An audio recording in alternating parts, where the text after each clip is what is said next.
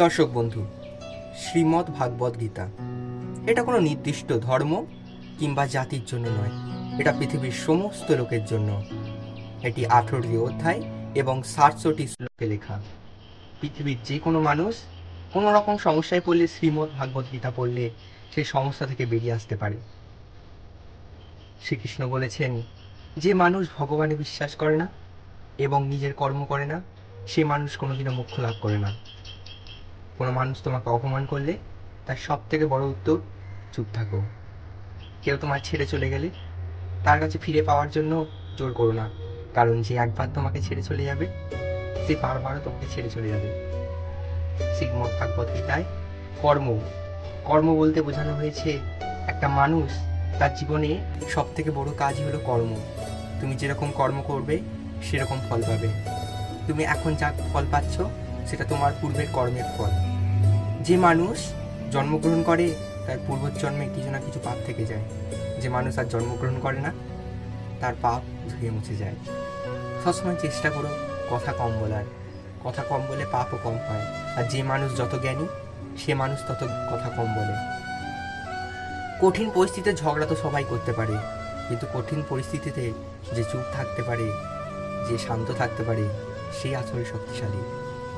ভগবদ্গীতা অনুযায়ী বলা হয়, পৃথিবীতে কাউকে অনুসরণ করো না, কাউকে দেখো না কে কি করছে, কে কি খাচ্ছে, তাকে দেখে অনুসরণ করো না। তুমি নিজের কাজ করে যাও। কাউকে সাহায্য করো, কিন্তু সাহায্যের ফল কামনা করো না, সাহায্যের বিনিময় কামনা করো না। মানুষকে সাহায্য করো, গরিব মানুষকে দান করো। যে মানুষ গরিব অথচ দান করে, ভগবান তারই সহায় হয়। তোমার যদি কেউ না থাকে, মনে রাখবে তোমার একজন আছে, শ্রীকৃষ্ণ।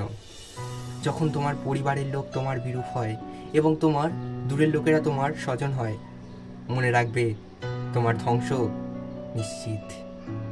যখন তুমি তোমার কর্ম করা বন্ধ করে দাও এবং ভেঙে পড়ো তোমার বর্তমান পরিস্থিতি নিয়ে, মনে রাখবে আজ খারাপ দিন তো বর্তমানে বা ভবিষ্যতে তোমার ভালো দিন আসতে পারে। তুমি তোমার কঠিন পরিস্থিতিতে কিভাবে নিজেকে সামনে রাখছো সেটাই তোমার পরীক্ষা। মনে রাখবে ভগবান কিন্তু ভালো মানুষদেরই পরীক্ষা নিয়ে থাকে। তুমি যদি কোনো কিছুকে মন থেকে চাও তাহলে সেই জিনিসটা তুমি পাবেই। আর তুমি যদি প্রথমেই তোমার জীবনের পরাজয়কে নিশ্চিত করে দাও তাহলে তুমি জীবনেও কোনোদিনও বিজয় লাভ করবে না। ভালোবাসা তখনই আসল ভালোবাসা হয় যখন কোনো চাহিদা নয়, দুটো মনের মিলন হয়। কোনো পার্থিব বস্তু, কোনো সৌন্দর্য দেখে কোনো ভালোবাসা হয় না। যখন মানুষের উপকার করবে তখন সেটাকে নিয়ে অহংকার করবে না। অহংকার মানুষের পতনের মূল কারণ। অহংকার যে মানুষ করে সেই মানুষ আর যাই হোক মনুষ্যত্ব তার মধ্যে থাকে না। যে মানুষ ক্ষমা করতে জানে সেই মানুষ পৃথিবীর সবচেয়ে শক্তিশালী মানুষ।